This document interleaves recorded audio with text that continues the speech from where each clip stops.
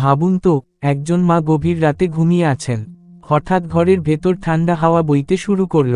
তিনি ধীরে ধীরে চোখ খুললেন, আর ঠিক তখনই দেখলেন তার সামনে দাঁড়িয়ে আছে তার মেয়ে। কিন্তু সমস্যা হলো, তার মেয়ে 4 দিন আগে মারা গেছে। মেয়েটি ধীরে ধীরে বলল, মা, আমাকে হত্যা করা হয়েছে। শুনতে যেন কোনো হরর সিনেমার গল্প মনে হচ্ছে, কিন্তু অবাক করা বিষয় হলো, এই ঘটনা সত্যিই ঘটেছিল। আর এই ঘটনার তদন্তে একটি আত্মার গল্প আদালতের বিচার পর্যন্ত পৌঁছে যায়। আজ আমরা জানব ইতিহাসের সবচেয়ে অদ্ভুত রহস্যগুলোর একটি, দ্য গ্রিনব্রায়ার গোস্ট কেস। 1890-এর দশক। আমেরিকার একটি শান্ত ছোট শহর, নাম গ্রিনব্রায়ার, COUNTYWESTVIRGINIA। চারপাশে পাহাড়, জঙ্গল আর ছোট ছোট খামার। এখানকার মানুষ ছিল খুব সাধারণ, সবাই একে অপরকে চিনত। এই শহরেই থাকতেন একজন তরুণী, তার নাম এলভা জোনা হেস্টার। অনেকে তাকে শুধু জোনা বলেই ডাকত। তিনি ছিলেন সুন্দর, শান্ত এবং লাজুক স্বভাবের, কিন্তু তার জীবনে একটা দুঃখজনক বিষয় ছিল। তিনি আগে একবার একটি সন্তান জন্ম দিয়েছিলেন বিয়ে ছাড়াই। সেই সময় সমাজে এটি বড় বিষয় ছিল, তাই তার পরিবার চাইছিল তিনি নতুন করে জীবন শুরু করুন। এই সময় শহরে আসে একজন নতুন মানুষ, তার নাম এডওয়ার্ড স্ট্রাবলিং ট্রাউটশু। সে ছিল একজন ব্ল্যাকস্মিথ অর্থাৎ লৌহকার। সে দেখতে লম্বা, শক্তপোক্ত এবং একটু রহস্যময় স্বভাবের ছিল। কিছুদিনের মধ্যেই জোনা এবং এডওয়ার্ড একে অপরের সাথে পরিচিত হয়। পরিচয় থেকে শুরু হয় সম্পর্ক। অল্প সময়ের মধ্যেই তারা বিয়ে করে ফেলে, কিন্তু শহরের কিছু মানুষ এই বিয়ে নিয়ে সন্দেহ করছিল, কারণ এডওয়ার্ড সম্পর্কে খুব কম মানুষই কিছু জানত। 1897 সালের 23 জানুয়ারি, সেদিন সকালে এডওয়ার্ড একটি ছোট ছেলেকে পাঠায় তার বাড়িতে। ছেলেটির নাম ছিল অ্যান্ডি জোন্স। তার কাজ ছিল কিছু ছোটখাটো সাহায্য করা। অ্যান্ডি যখন বাড়িতে ঢোকে সে হঠাৎ থেমে যায়, কারণ সে দেখে জোনা মেঝেতে পড়ে আছে।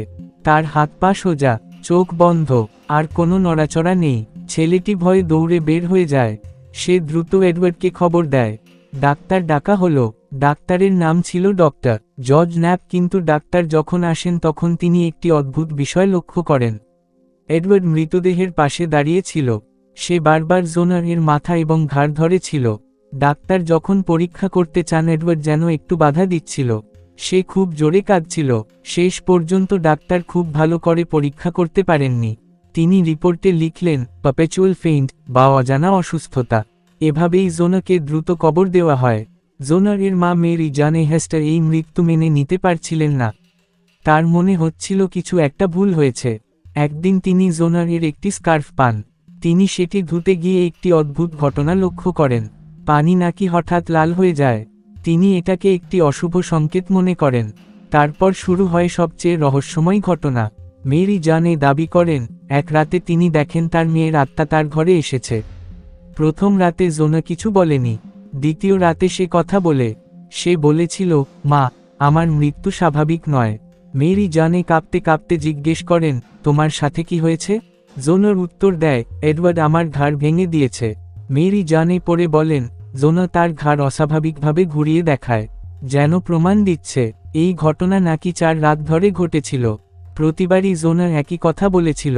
মেরি জানে সিদ্ধান্ত নিলেন তিনি চুপ থাকবেন না। তিনি প্রসিকিউটরের কাছে যান। প্রসিকিউটরের নাম ছিল জন অ্যালফ্রেড প্রেস্টন। তিনি প্রথমে বিশ্বাস করেননি, কিন্তু মেরি জানে এর দৃঢ়তা তাকে ভাবিয়ে তোলে।